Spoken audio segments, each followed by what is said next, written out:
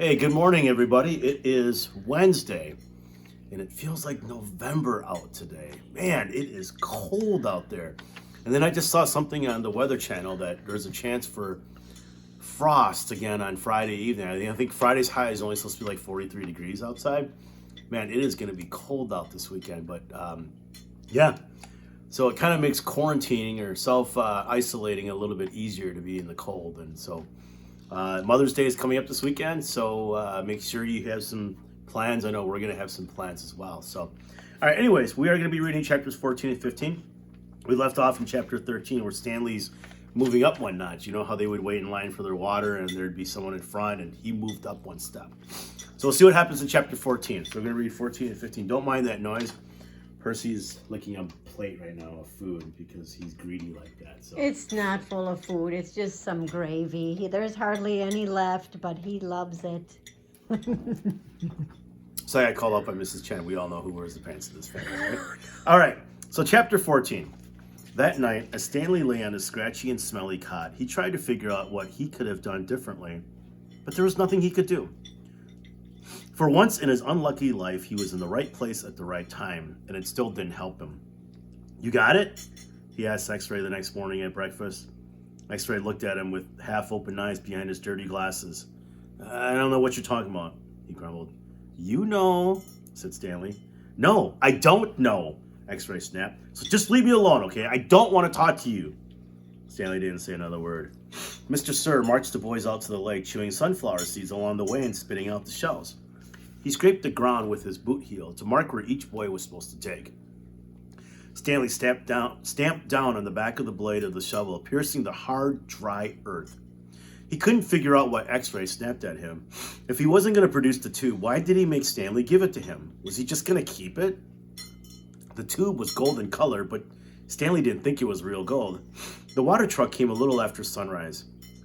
Stanley finished his last drop of water and stepped out of his hole. At this time of day, Stanley sometimes could see some distant hills or mountains on the other side of the lake. They were only visible for a short while and would soon disappear beneath the haze of heat and dirt. The truck stopped and the dust cloud drifted past it. X-Ray took his place at the front of the line. Mr. Pendeski filled his canteen. Thanks, Mom, X-Ray said. You didn't mention the tube.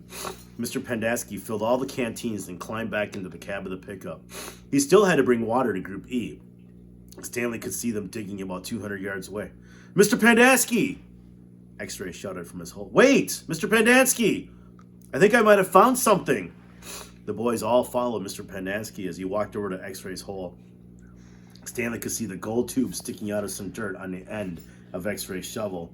Mr. Pendeski examined it and took a long look at its flat bottom. I think the warden is going to like this. Does X-Ray get the day off? Asked Wood. Just keep digging until someone says otherwise, Mr. Pendeski smiled. Then he smiled. But if I were you, Rex, I wouldn't dig too hard. Stanley watched the cloud of dust move across the lake to the cabin beneath the trees. The boys in Group E were just going to have to wait. It didn't take long for the pickup to return. Mr. Pendeski stepped out of the cab. A tall woman with red hair stepped out of the passenger side. She looked even taller than she was since Stanley was down in his hole. She wore a black cowboy hat and black cowboy boots, which were studded with turquoise stones. The sleeves on her shirt were rolled up and her arms were covered with freckles, as was her face. She walked right up to X-Ray. This is where you found it? Yes, ma'am. Your good work will be rewarded. She turned to Mr. Pendeski. Drive X-Ray back to camp. Let him take a double shower and give him some clean clothes. But first, I want you to fill everyone's canteen. I just filled them a little while ago, said Mr. Pendeski. The warden stared hard at him. Excuse me, she said. Her voice was soft. I had just filled them when Rex... Excuse me, the warden said yet again. Did I ask you when you last filled them? No, but it's just... Excuse me. Mr. Pendeski stopped talking. The warden wiggled her finger for him to come here. It's hot, and it's only going to get hotter, she said. Now, these fine boys have been working hard. Don't you think it might be possible that they might have taken a drink since you last filled their canteens? Mr. Pendeski said nothing. The warden turned to Stanley. Caveman, will you come here, please? Stanley was surprised she knew his name. He had never seen her. Until she stepped out of the truck, he didn't even know the warden was a woman. He nervously went toward her. Mr. Pendanski and I have been having a discussion. Have you taken a drink since Mr. Pendanski last filled your canteen? Stanley didn't want to cause any trouble for Mr. Pendanski. I still got plenty left, he said. Excuse me. He stopped. Yeah, I drank some. Thank you. May I see your canteen, please? Stanley handed it to her. Her fingernails were painted dark red.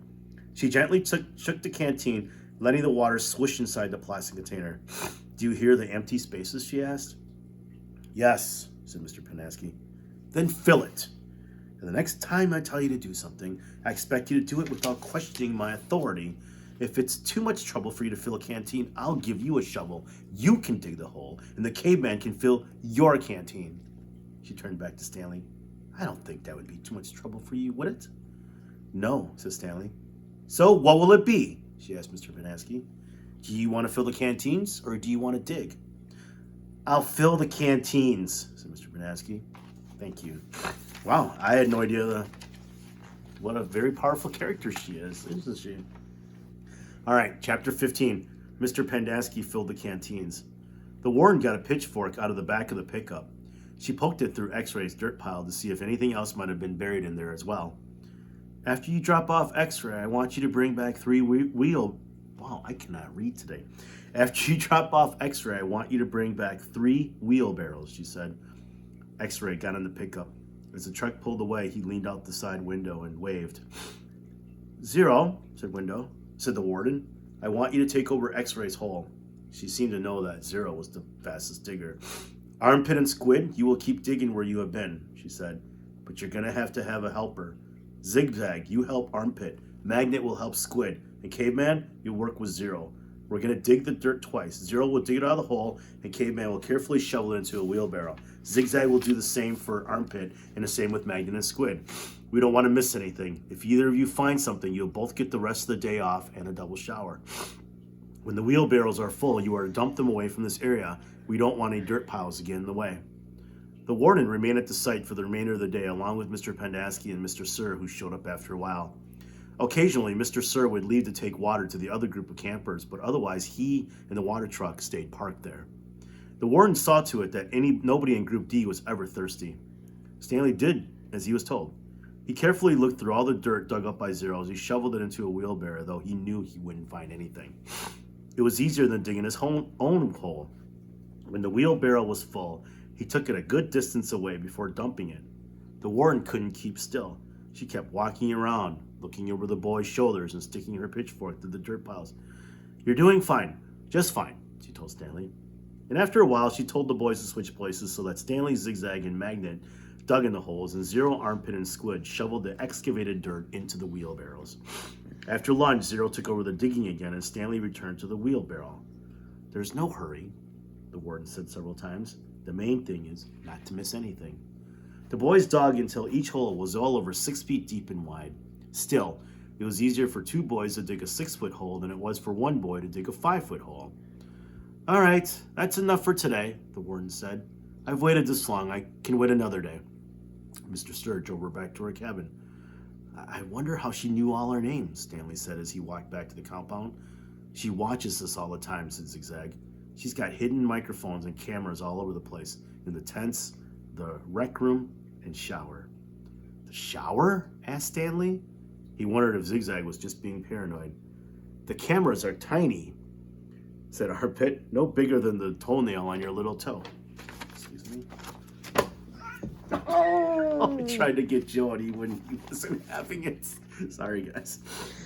The cameras are tiny, said Armpit, no bigger than the toenail on your little toe. Come here, Joe. Stanley had his doubts about that. He didn't think they could make cameras that small. Microphones, maybe. He realized that was why X-Ray didn't want to talk to him about the gold tube at breakfast. X-Ray was afraid the warden might have been listening. One thing was certain. They weren't just digging to build character. They were definitely looking for something. And whatever they were looking for, they were looking in the wrong place. Stanley gazed out across the lake toward the spot where he had just been digging yesterday when he found the gold tube. He dug the hole into his memory. Okay, so we've already did the research on the Diamondbacks. Sorry, I'm trying to get the cat. Want to go get him? No, it's fine. It's fine. So, anyways, I just want you to do some research. There's right here, over here, Green Lake. I want you to see if there's a Green Lake in Wisconsin, and if there is, I want you to tell me about it. What city it is, how deep it is, and anything interesting at all about the camp. Okay. Okay. So Joe's just crazy today. Anyways, hope you guys are doing good. I will talk to you guys soon. Bye-bye.